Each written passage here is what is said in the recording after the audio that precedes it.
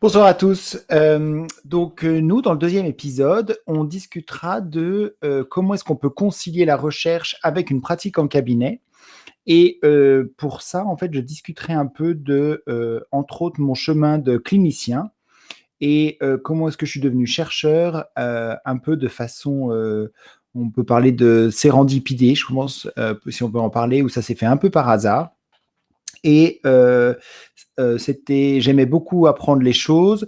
Et au fait de vouloir apprendre des choses, j'ai fait des DU. Et puis après, je voulais apprendre encore plus de choses. Donc, j'ai fait un doctorat. Et en fait, je me suis retrouvé dans une situation où il y avait beaucoup de choses que je ne connaissais pas sur la recherche. J'avais beaucoup d'espérance de pouvoir sauver le monde en montrant à quel point en ostéopathie, on pouvait faire plein de choses.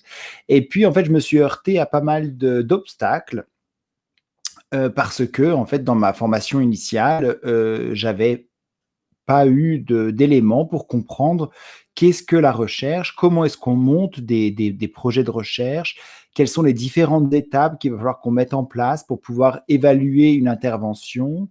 Euh, Quel est l'intérêt, par exemple, d'une étude qui ne regarde que des techniques, par exemple? Quel est l'intérêt d'une étude de HVT, alors que nous, en ostéo, on utilise beaucoup plus que des HVT? Et bien sûr, il y a un grand intérêt, mais tout ça, en fait, je ne le comprenais pas.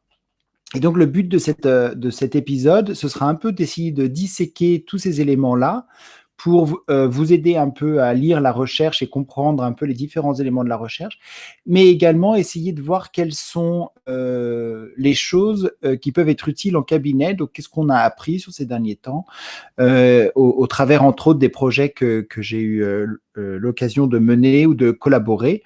Euh, et, euh, et essayer un petit peu donc de voir tous les éléments qui aujourd'hui peuvent nous aider pour ça.